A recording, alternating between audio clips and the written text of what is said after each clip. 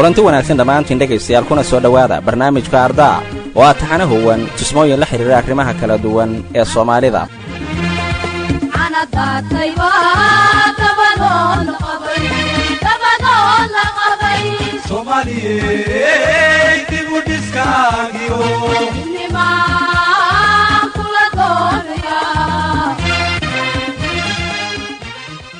barnaamijka ardaa oo idiin soo gudbiyay raadiyo daljir toddobaad walba jamcaha xilligan oo kale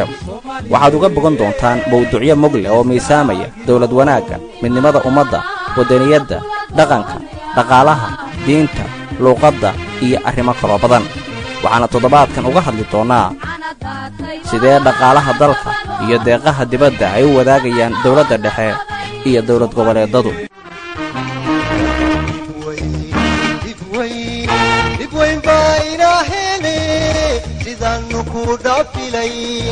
نمعذوق بحيلة حين عصب حراي الرب دعي دلتوق لي وتقيلي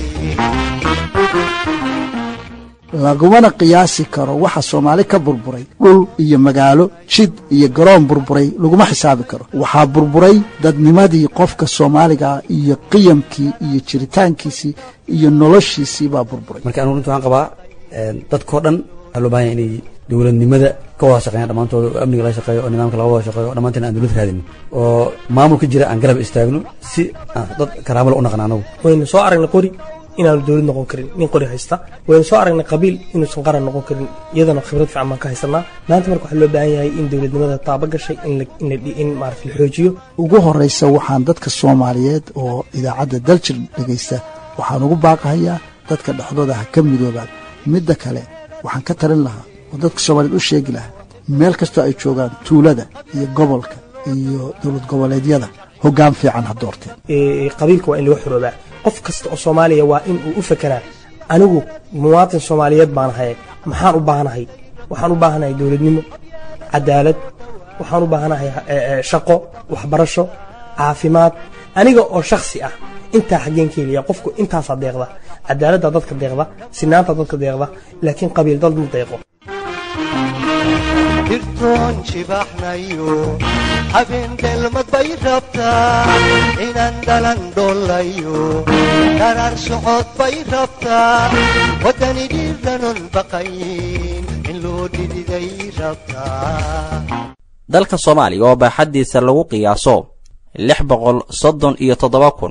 637,655 kilomitir oo isku weer ah lehna xeeb dhererkeedu uu gaarsiisan yahay 3,333 mayl waxaa dadkiisa lagu qiyaasaa ilaa 10 milyan oo ruux inkastoo aysan jirinin tiro koob dhab ah oo lagu hubiyey xaqiiqdana sheegi kara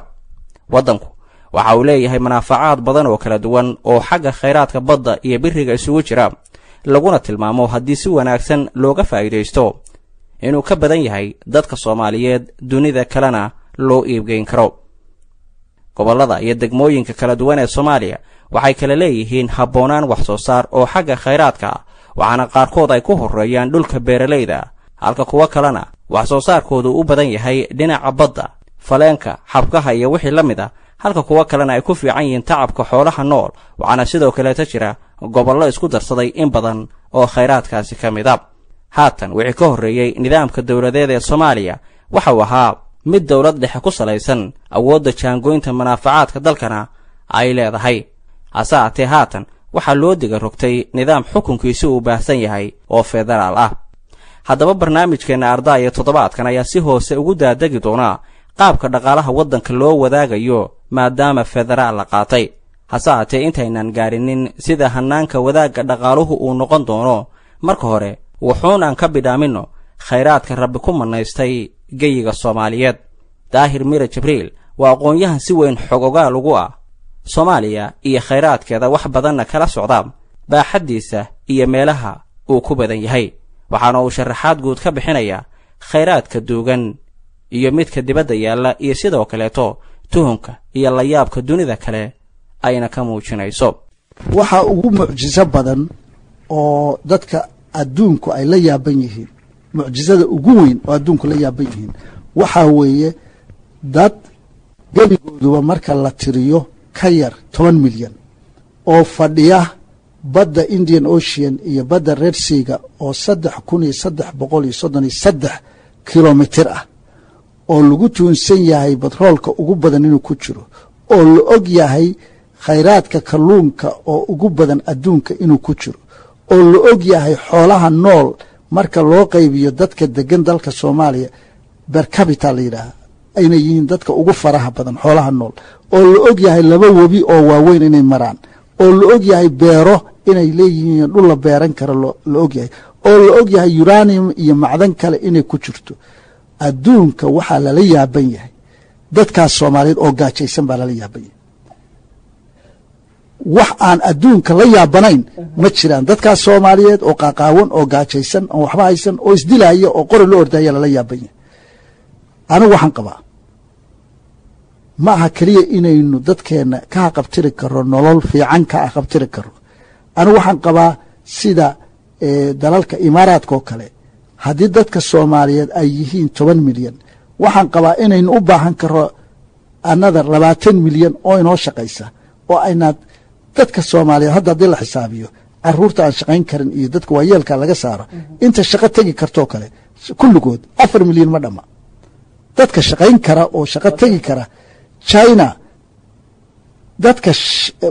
hal warshad ka shaqeeya waa waxa laga yaabaa 1 milyan bar inay yihiin baa laga yaabaa marka horta population ba ma haysanaba oo shaqo aynu sino oo maaragtay dalka sida Imaaraadka iyo dalalka kale oo petrol kale oo Arab Khaliijka ku yaala waxaynu u baahanaynaa millions people oo shaqada qabta oo waxaynu qabteen u baahanaynaa dadka Soomaaliyeed iyo hogaankii Soomaaliyeed oo ilaa 60kii soo socday waa ku guul daraysteen inay khayraadka dadka Soomaaliyeed loo jeedo adduunka u jeedo cid walba u jeedo inay ka faa'iideystaan oo dadka Soomaaliyeed noloshooda wax ka bedelaan waa ku guul daraysteen qof aan ku guul daraysan ma jiro hadda waxaan ku sheegayaa kalluunka kaliya oo badeena ku jira ilaa iyo 3 bilyan oo dollar haddii la nidaamiyo baa sanadkii ka soo bixi karta Namibia oo marka 5 meelood loo qaybiyo badda ay haystaan 5 meelood marka loo qaybiyo hal meel aan dhamayn 1 bilyan iyo bar baa sanad ka soo baxda oo lacag baa ka soo baxda 1 bilyan iyo bar dollar waxa lagu tiriyaa dhulka Soomaaliya kalluunka ku jira badiisa ku jira inuu yahay kalluunka ugu badan adduunka meel laga kalluumaysto haddaba inkastoo ay weyn tahay baaxadda khayraad ee dhulka iyo badda Soomaaliyeedba sida laga dhadhansan karo hadalka Daahir Mira Jibriil misna xilligan badankiisu ma ahan mid banaanka yaala waxaana uu baahan yahay awood tabac mid dhaqaale iyo mid aqooneed oo lagu soo saaro waxaase jira mid kale oo awoodda dawladda dadka Soomaaliyeed iyo aqoontooduba ay saamixi karto la soo bixidiisa kaas oo tabcashada beeraha kalluumaysiga iyo wixii ay ka awoodaan dhaqaalaha xoolaha iyo ilaha kale ee wax soo saar ee dawladeed waana midda aan muujin doono qaabka loo wadaagi doono Professor Ismaaciil Hurre Buuba ayaa eegaya si guud qaabka ay tahay in loo wadaago gaar ahaan dakhliga dawliga ee ka soo xarooda ilaha wax soo saar ee dawladda iyo dawlad goboleedada inta khayraadka ummadan ay leedahay waa la wada leeyahay laakiin se waxa jiri doona hadii muxuu ahaa dawlad goboleedyada kala duwan ee wadanka ka soo baxaa inay hadii muxuu ahaa qolka cashuuraha la qaado ayaa cashuurtaasi waxay u qaybsanaanaysaa 3 qaybood cashuurtaasi qaybi wax yeelan doona dawladda dhexe badna wax yeelan doona dawlad goboleedka yeelan doona badna wax yeelan doona degmada xadideeda kolka hadii horta ugu dawlad goboleedyada ku dhigeedu waxay ka kooban tahay degmooyin sida ay dawlad goboleedku u doonayso inay xukun furfuran oo dadku ay gacanta ku haystaan iyagu maamulkoodii in hadii dawlad goboleedkan dhexdeeda hadii aha degmooyinka kala duwan in hadii iyaguna ay noqdo qaar iyaguna dhexdooda hadii iska maamuli kara sidaas ayuu cashuurta guud ahaan ay hadii aha badi habka hadii federaalka ay 3daas ba ay yeelataa waxa halkaas suuragal ah inay degmadu ama waxa laga yaabaa inay degmadu cashuur mucayana ay dalkeeda saarto iyo iskuuladeeda iyo fikiraysa hadilmaya maxaaha iyo wadooyin mucayan ay doonayaan inay hadilmaya dhisaan ka fikiraya in hadilmaya maxaaha laakiinse oo dowlad goboleedkuna ay cashuur gooniya leedahay dowladda dhexena ay cashuur gooniya leedahay khayraadka sida loo qaybsanaya horta waxa weeyaan leano cashuurahaas iyo dakhliga wadanka soobax iyo khayraadkiisa ayaa barkoodna dowladda dhexe geli doonaan barkoodna dowladda goboleedka ay geli doonaan barkoodna degmooyinka hadii maxaa ay geli doonaan. sharaxa guud ee hurra buuba waxaa laga dareemi karaa qaabka oo u humileeyay marka laga hadlayo qaybsiga iyo wadaagga dhaqaalaha dalka dowladda dhexe in ay ku soo hagaagi karto qiimo u dhigma 3 meelood meel hadba wixii soo baxa halka labada kalena ay u xoran doonaan dowlad goboleedka iyo magaalo iyo degmo hadba deegaankii dakhligaasi uu ka soo xarooday. dhinaca kaleeto Professor Cabdisalaan Doolayare oo aqoon durugsan u leh taariikhda iyo juqraafiga waxna ka daraaseeyay cilmiga dhaqaalaha haatanna baraka jaamacad ku taala magaalada Garowe ayay isna ula muuqataa caadiyan marka dhaqaale qaybsi ama wadaagidiisa uu xaalku jooga khasab inay tahay in lagu qotamiyo baaxadda deegaan iyo bulshada ku nool. su'aashaas waxay caadaysaa waxa loo yaqaano demographic ama population studying statisticada laga hayo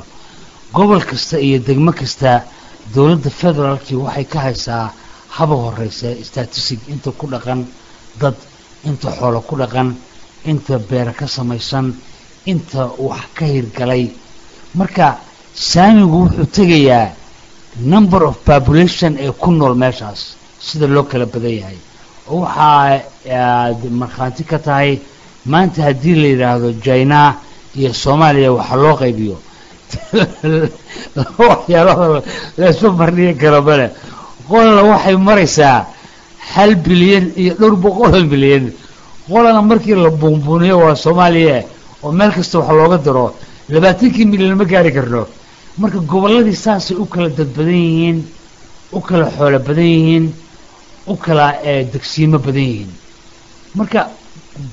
waxay ku xiran tahay number of population ama dadka degan deegaanka inta uu leeyahay deegaamadeenna waxay u kala kacaan 4 waa magaalooyinka waa beeraha waa xoolo dhaqatada waa xeebaha marka intaasba waxa laga hayaa statistic bay federaalku ka haysaa marka qoondayntu waxay gelaysaa numberka degan tiradu inta ay la eg tahay sida aan u iriye haddii wax loo qoondaynayo like China and Somalia equal number ma heli karaan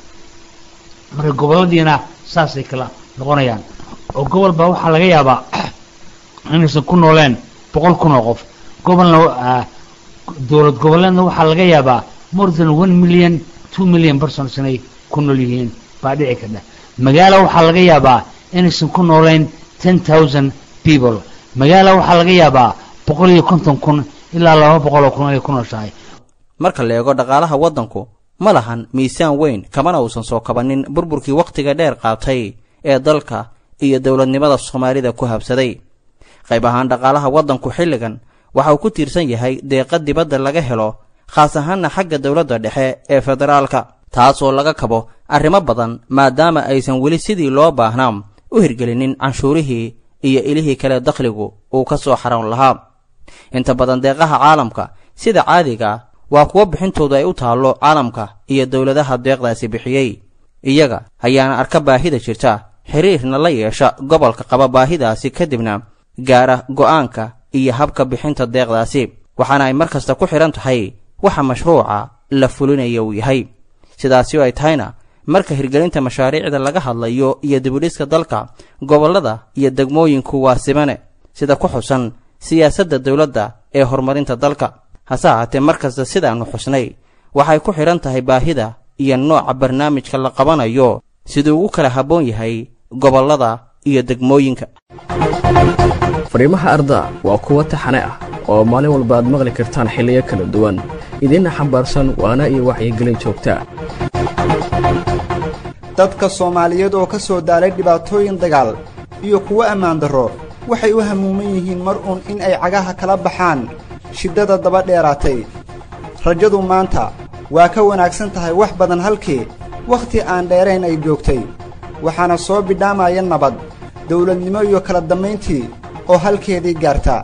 taageer dalkaaga iyo dawladdaada hana yaraysan dadaal intii aad awooddo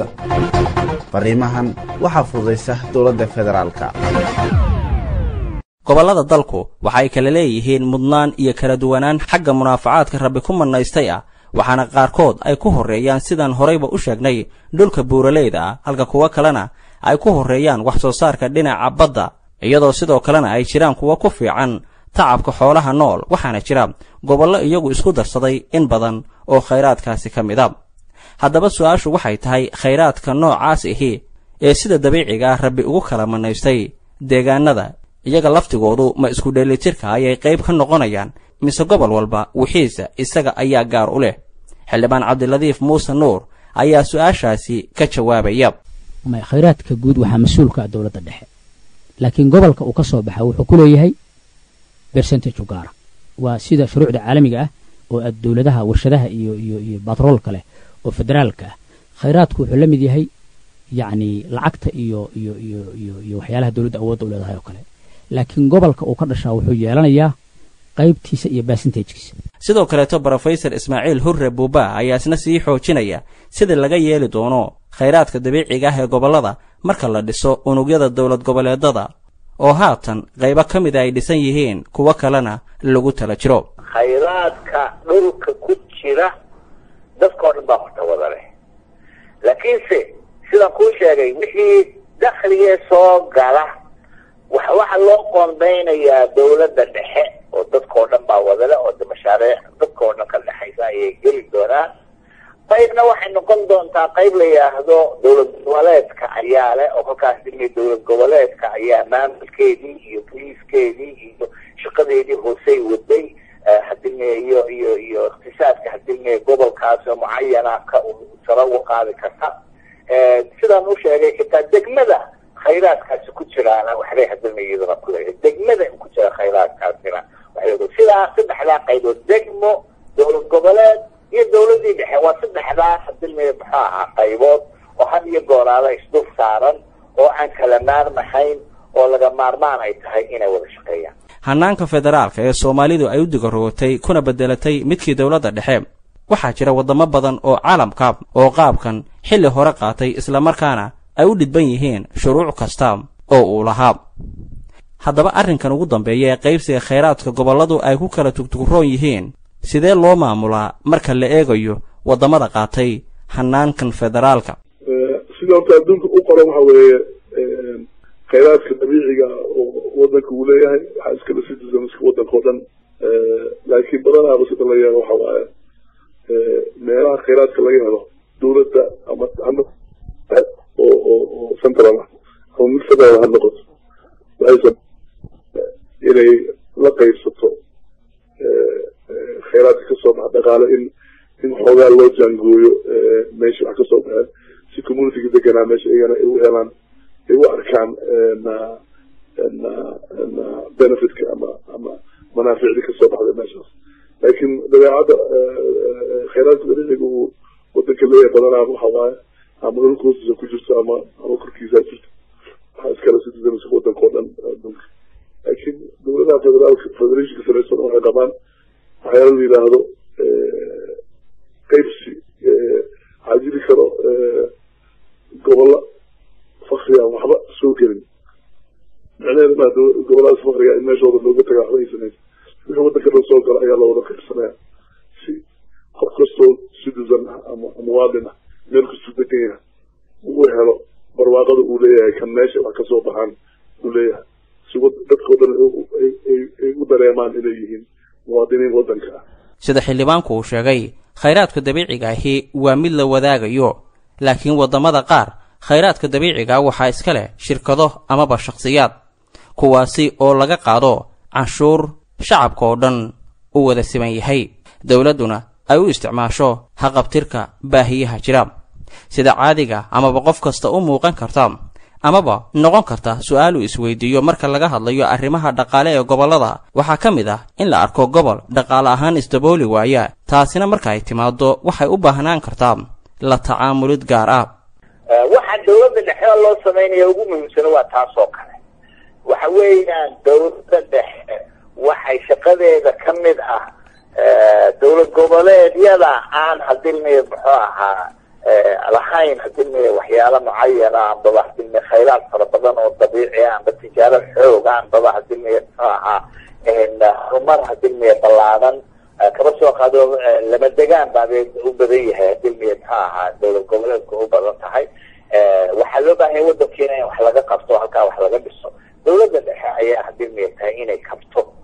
hadilmay dhinacii hadilmay muxuu ahaa budgetka ee dawlad goboleedku ay kari weyday inay buuxiso had iyo gooraale waxa weeyaan dawladda dhexe inay kabto sidaa leena cashuurtii laga wada qaaday dadkoo dhan baa wada leh haddii ay dawlad goboleed mucayana aanay hadilmay arrimo gaara aanay hadilmay muxuu ahaa awood ahayn dawladda dhexe ayay hadilmay xaq ugu leedahay inay hadilmay muxuu ahaa ka taageerto waxyaalo fara badan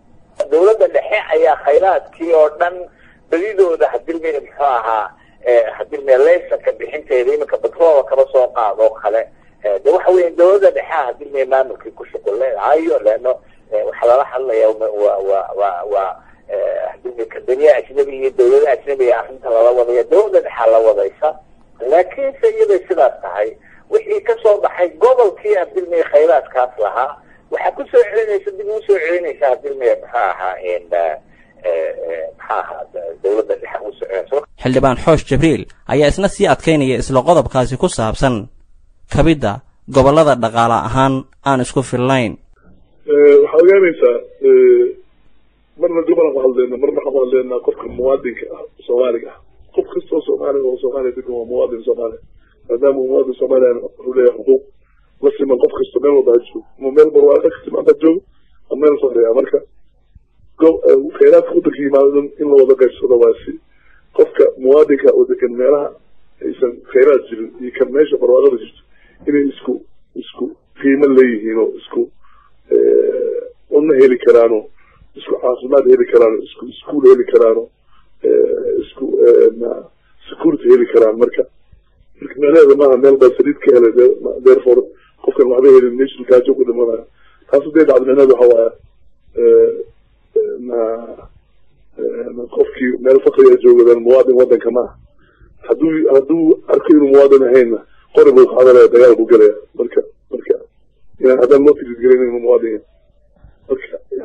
yani hawl aad u badan aa noo taalo runtii lakin waxaa loo baahanya niyasami iyo in laga wada hadlo si cilmi ku dhisan aan laablakac ahayn si kastoo ay noqotaba waa hubaal inuu jiri karo qaab lagu wadaagayo dhaqaalaha dalka marka la gaaro xilligiisa amaba ay suuragal noqoto habkaasina la isla soo qaato hase ahaatee waxay u baahan tahay wax badan oo maantay aan diyaarsanayn in la sameeyo si taasna loo gaaro shuruuc aan weli la samayn weeye way dhimanta in dhaqaalaha gudaha la wadaago in deeqda bannaanka la wadaago dowlad goboleed hadda dhisan aan Puntland ahayn oo shuruudihii buuxisana ma jirto stiil marka in la wadaago wax walba oo sidii loo samayn lahaa ama loo kala lahaan lahaa la helo ilaa hadda dawladdii hore ku meel gaarka ahayd ma samayn tan hadda ahna waliba hadda way cusubtoo ma samayn waa shuruucda soo socota oo la dhisi doono sidaasi si lamid ah xildhibaan cabdiraxmaan xoosh jibriil ayaa qaba weli in aan la samaynin shuruudihii arrinkaasi kala qeexi lahaa ayna tahay wax dawladda xilligan laga dhowrayo federaalka markuu yimaado waxay noqonaysaa wax inta laga negotiate garayo laga fariisto laga xaajooday noqonaya laakiin wax hadda qoran ma jirto dastuurka kama hadlaya arrintaas maxaa yeelay unugyadii federaalka ma samaysna weli iyadoon la samaynina ma laga hadli karo awood qaybsi iyo dhaqaale qaybsi iyo xataa cashuur qaybsi iyo khayraad qaybsi waxaas dhan lagama hadli karo maxaa yeele ma qoran waxaan qornayna ma la adres garan karo inkasta oo sida xildhibaanadu ay sheegeen aan weli la diyaarin shuruucdii arrimahaasi iyo kuwo kaleeto oo badan oo lagu jaangoyn lahaa misna waxaa jira filashooyin guud iyo dheegasho dastuurka iyo sidoo kaleeto dalalka barnaamijkan federaalku uu ka hana qaaday wax badanna laga hayo sida ay wax u tixraacaan marka dhaqaale waddan oo dhan oo ilo badan oo wax soo saar leh laga hadlayo lana qoondaynayo siyaabihii loo wadaagi lahaa waxaa lagama maarmaan ah unugyada leh saamiyadu in ay leeyihiin dhabbo ay ku ogaan karaan mugga qoondadooda iyo qaybaha kale waxa ay heli karaan taas oo ah in la isla ogyahay ilaha dakhliga xisaabiyeyaasha hadii dowlad goboleedka xisaabiyeyaasha dowladda dhexe xisaabiyeyaasha degmooyinka intuba hadii muxuu ahaa qaanuun mucayan oo dowladda ka soo baxa dhexe oo ah sida xisaabaha loo xidhayo sida xisaabaha hadii loo buuxiyo intaba oo cid walba ay ku wada shaqayso ayaa jiri doona kolkaas waxyaalaha fanniga ah ee loo baahan yahay hadii adeega loo wada siman yahay sida hadii maxaa qaanuunka caamka iyo xisaab xidhida guud iyo waxa la doonayaa wixii qofkii soo galay xitaa qofka dakhliga soo galay waxa ay akhtaanka dawladuhu ay gaari doonaan dawladeena ay gaari doontaa waqti ay qofkii la xisaabtado maxaa cashuur bixisay maxaa lagu leeyahay maxaa kugu hadda maxaa khalad lagaga qaday lagu soo celiyaa kolkaas arrimahaas oo dhan xisaabta waxaa qawaaniin mucayana oo wadanku wada leeyahay oo ka soo baxaa hadii muxuu ahaa dawladda dhexe oo ay u hoggaansamaan dowlad goboleedyadu dowladda dhexe iyo degmooyinku ay wada hoggaansamaan ayaa jiray tan iyo hirgalkii dowladnimada Soomaalida waxaa jiray shaki ku saabsan habka loo maamulo dhaqaalaha waddanka siiba dawladihii ku meel gaarka ahaa ee Soomaaliya loo soo dhisay markastana wadamada dhinaca dhaqaalaha ka taakuleeya Soomaaliya waxay cabasho ka muujin jireen dabacsanaanta hay'adaha dhaqaale iyo waaxyaheeda waxaana inta badan la tilmaamaa hay'adda maaliyaddu haddii ay najaxdo amaba guulaysato inta kale ee hay'adaha dawliga ahi in ay la wadaagi karaan xildhibaan Xoosh Jabiil ayaa ugu dambeyntii ku gabagabaynaya qaabka ay lagama maarmaanka tahay in loo koontaroolo dhaqaalaha dalka una wada shaqeeyaan hay'adaha dawladda dhexe iyo kuwa dawlad goboleedadu waxay noqonaysaa horta hab maamul lacageed oo adag loo sameeyo hadda dowladda federaalka intii soo socotay iyo intii aniga wasiirka aan ku jiray waxyaalaha lagula eedeyn jiray waxay ahayd war hab maamuleed oo lacageed ma haysaan mana haysin haddaan la hayninna wax lacag idinku aamini kara adduunka ma jiraan isla markaas waxa waa dee shicibkii aan masalaynina waqtigoodina shakigooda wuu imanaya mar haddii aan hab fiican wax loo maamuleyn dowladda hadda jirtana xasan sheekh madaxweynaha kenya saacid prime minister kenya iyagana hadda tii waa lagu hayaa wayna ka shaqaynayaan hadda howl badan ay ku dhex jiraan sidii ay usoo saari lahaayeen hab maamul lacageed wanaagsan oo keenta transparency keliya maaha dadka daarbixiyaasha laakiin dadka muwaadinka laftigooda inay arkaan lacagihii cashuurta laga qaadayay inay meel fiican ku baxayaan oo aan jeebka la gashanayn maamul goboleed haddii yidhahdaan saasoo kalaa dhici doonto yani inaanan lacag layska bixinin laakiin la ogaado lacagtaas islaanta qoryaha guraysa iyo inka malayga gaadaya laga soo qaada cashuurta ah inaan qof meel kursi fadhiyo jeebka gashan laakiin inay gashaan iskuulaadka iyo caafimaadka iyo jidadka inay gashaan marka haddii taas dhicinna dee ma dhicayso dowlad wanaag shicibkana cashuur ma bixin doono deerbixiyaashana waxba ma bixin doonaan marka fariimaha arda waa kuwa taxane ah oo maalin walba aad maqli kartaan xilliyo kala duwan idinna xambaarsan waana iyo wacyigelin joogtaa qof kasta oo inaga mid ah waxaa saaran mas'uuliyad weyn ayna ku jirto midda dadkiisa iyo dalkiisa rabbi ku uumay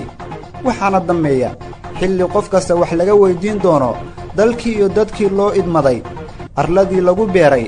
laguna sharfay bini'aadan ahaan iyo wixii uu ka sameeyey aan wada gudanno waajibaadka dadkeenna iyo dalkeenna inaga saaran lana imaanno caddaalad iyo daacadnimo fariimahan waxaa fududaysa dowladda federaalka barnaamijkii 13aad ee taxanaha ardaa oo idiin soo gudbinaya raadiyo daljir toddobaadkan intaasi ayuu ku egyahay dhegaystayaal waa inoo barnaamijkeenna kan xiga oo aad maqli doontaan toddobaadka dambe xilligan oo kale haddii eebba idmo waxaana ku soo qaadan doonnaa ilaalinta hantida dawladda iyo la dagaalanka musuqmaasuqa dhegaystayaal waa noo muhiim aragtidiinna ku saabsan barnaamijka ardaa annagoo fursad idiin siinayna inaad dareenkiinna ku cabbirtaan mawduuca toddobaad walba ee barnaamijku ku qotomo haddaba si aad noola wadaagtid dhegayste dareenkaaga qof ahaaneed talo iyo tusmo wixii aad haysid noogu soo hagaaji farriinta telefoonnada nambaradoodu ay kala yihiin neeshlin 678 golis eber 9 eber 12 54 64 hormuud eber 6 16 41 15 67 ama telecom 66 41 45 80 ama iimailka barnaamijka ciwaankiisu yahay daljir.arda@gmail.com. barnaamijka ardaa cidduu seego ama fursadu helin dhegaysiga xilliga baahinta waxay dib uga dhegaysan karaan website-ka ciwaankiisu yahay radiodaljir.com. ardaa waa barnaamij ka turjumaya danaha ummadda Soomaaliyeed ee hadda horay iyo hadhowba waxaana fududaysa dawladda federaalka Soomaaliya. ugu dambayntiina waa Cabditax Cumar Geedi oo idinka tagaya amaano Allah. ummadu way taalantahay ummadu way taalantahay darxuma way soo martay dabiibay u baahan tahay وكان اسكت بارد يوم ورسي دولة بيرتا